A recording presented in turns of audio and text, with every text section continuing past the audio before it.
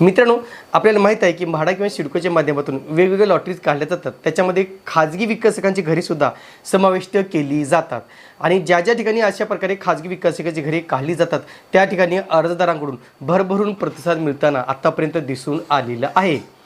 पण इथेच याच घरांचा खूप मोठा घोटाळा झाल्याचं निदर्शनास आलेलं आहे। अर्थातच जे कोणी आर्थिकदृष्ट्या दुर्बल घटक असतील, जे कोणी अल्प उत्पन्न गटातील अर्जदार असतील, त्यांच्या 1000 घरावरती डल्ला मारण्यात आल्याचं प्रकरण उघडकीस आलेलं आहे। आणि हे प्रकरण मित्रांनो नवी मुंबईमध्ये घडलं असल्यामुळं अनेकांच्या भुवया यामुळं उंचावलेल्या आहेत आणि या संदर्भात आज आपण थोडक्यात माहिती पाहणार आहोत। नमस्कार मित्रांनो, कसे आहात सगळे? मजेत ना? स्वागत आहे आपल्या सर्वांचं या यूट्यूब चॅनलवरती, ज्याचं नाव आहे RK प्रॉपर्टी न्यूज।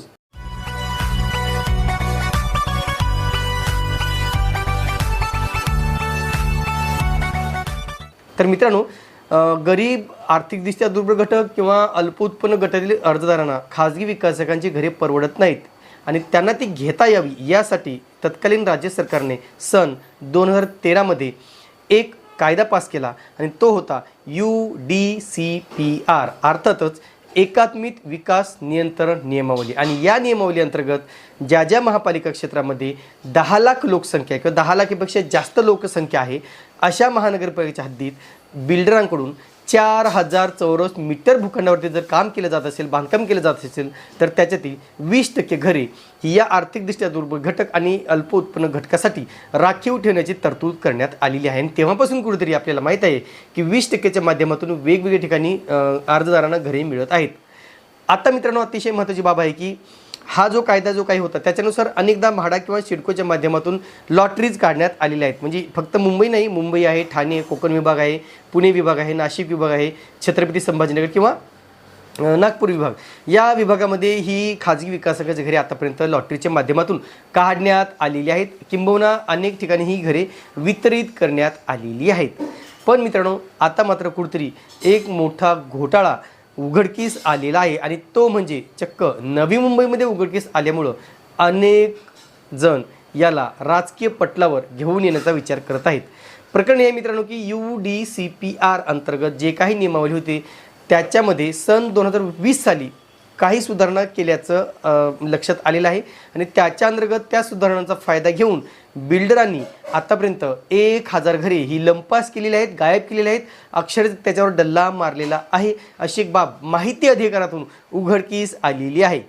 आता नवी मुंबईमध्ये मित्रांनो जी काही घरे आतापर्यंत बांधली गेली, म्हणजे म्हाडाच्या माध्यमातून बरीच घरांचे म्हणजे सानपाडा आहे, घनसोली आहे, अशा ठिकाणी ही घरे आतापर्यंत वितरित करण्यात आलेली आहे।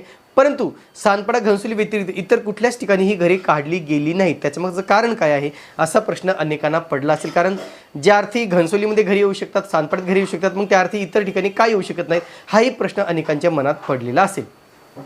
आता लक्षात घ्या मित्रांनो, ज्या ठिकाणी हा कायदा पारित झाला त्यावेळेस जुन्या CC नुसार, म्हणजे जुनं कमेन्समेंट सर्टिफिकेट जे आहे, बांधकाम प्रमाणपत्र म्हणतो, ते बांधकाम प्रमाणपत्र घेऊन ज्या ज्या ठिकाणी 4000 चौरस मीटरपेक्षा जास्त बांधकाम केलं जाते त्या ठिकाणी या घटकासाठी वेगळा भूखंड ठेवण्याची तरतूद आहे। पूर्वी तो ठेवला जात नव्हता आणि वेगळी जागा घेऊन वेगळा भूखंड ठेवून त्या भूखंडावरती त्या घटकांसाठी घरे बांधली जात होती, किंबहुना खाजगी विकासाच्या प्रकल्पामध्ये सुद्धा ही घरे बांधली जात होती। पण सन 2020च्या नंतर मात्र त्याच्यामध्ये काही सुधारणा करून त्या ठिकाणी ज्या ज्या ठिकाणी अशा प्रकारचे बांधकाम सुरू आहे त्या ठिकाणी बिल्डरांना ही घरे देणं बंधनकारक नसल्याचं दस्तूरखुद बिल्डरांकडून सांगण्यात आलेलं आहे आणि म्हणून कुठेतरी हा खूप मोठा घोटाळा असल्याचं निदर्शनास आलेलं आहे।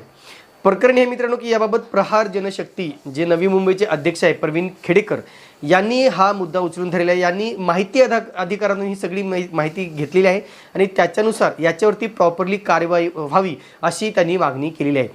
पहिलं मित्रांनो आपण समजून घेऊया की नेमका कोणत्या ठिकाणी किती घरे रद्द केलेली आहेत। तर या ठिकाणी पहा मित्रांनो, जुन्या शिशीमध्ये दर्शवलेली घरे जी नव्या शिशीतून गायब करण्यात आलेली आहेत ती आहेत मित्रांनो मयुरेश बिल्डर CBD बेलापूर, या ठिकाणी 30 घरे ही वगळण्यात आलेली आहेत किंवा ती रद्द करण्यात आलेली आहेत बिल्डरांकडून। नंतर आहे मोरेश्वर डेव्हलपर्स नेरूळ, या ठिकाणी 35 घरे ही या CCतून गायब करण्यात आलेली आहेत। त्यानंतर अक्षर रिलेटर्स सानपाडा, या ठिकाणी जवळजवळ 16 घरे ही गायब करण्यात आलेली आहेत किंवा रद्द करण्यात आलेली आहेत।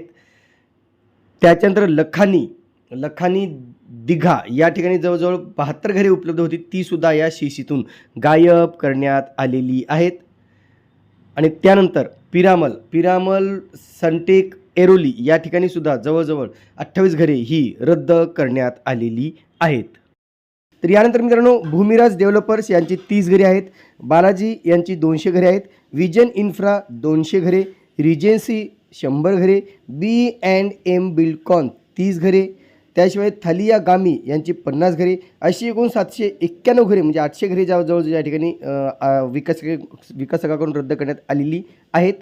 तर एकंदरीत तुम्हाला समजलं असेल मित्रांनो की चांगल्या ठिकाणी 771 घरे रद्द झालेली आहेत.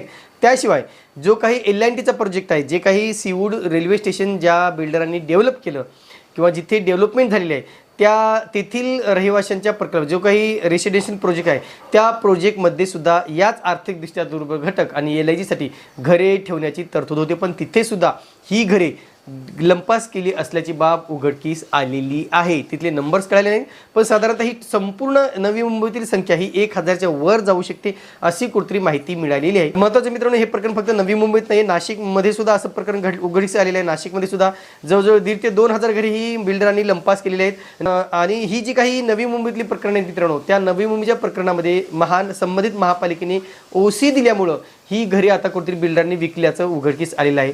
नाशिकमध्ये सुद्धा ही घरे विकलेली आहेत, कोकण मंडळामध्ये बरीच घरे विकली गेली आहेत. त्याच्यामुळं नवी मुंबईमध्ये सुद्धा UDCPR अंतर्गत ही घरे कुठेतरी लंपास केली गेल्याची बाब उघडकीस आलेली आहेत. म्हणजे जर हा आकडा नवी मुंबईमध्ये जर 1000 असेल तर संपूर्ण इतर ठिकाणी संपूर्ण महाराष्ट्रात किती मोठा असेल याचा विचार करणं अतिशय आवश्यक आहे मित्रांनो. तरच कुठेतरी या गरीब घरांना या दुर्बल घटकातील अर्जदारांना ही घरे मिळू शकतात. अन्यथा बिल्डरांकडून ही घरे हडप केली जाऊ शकतात, बिल्डरांकडून ही घरे लंपास केली जाऊ शकतात. आणि हाही प्रश्न मित्रांनो की बिल्डर एवढी हिंमत करू शकतो का, तर अजिबात नाही.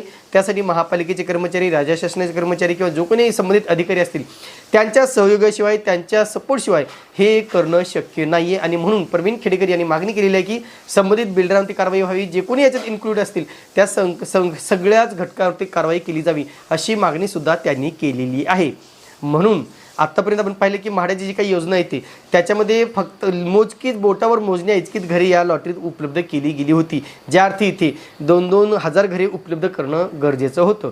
आता हेच पाहणं महत्त्वाचं आहे की नेमकं याच्यावरती राज्य शासनाकडून काय कारवाई करण्यात येते आणि नेमकं ही जी काही गरिबांची घरे आहेत ती परत गरिबांना मिळणार किंवा नाही याकडे आमचं लक्ष लागलेलं आहे. तुर्तास मित्रांनो इथेच थांबतो, पुन्हा भेटूया एका नवीन व्हिडिओसह. तोपर्यंत आपली रजा घेतो. धन्यवाद.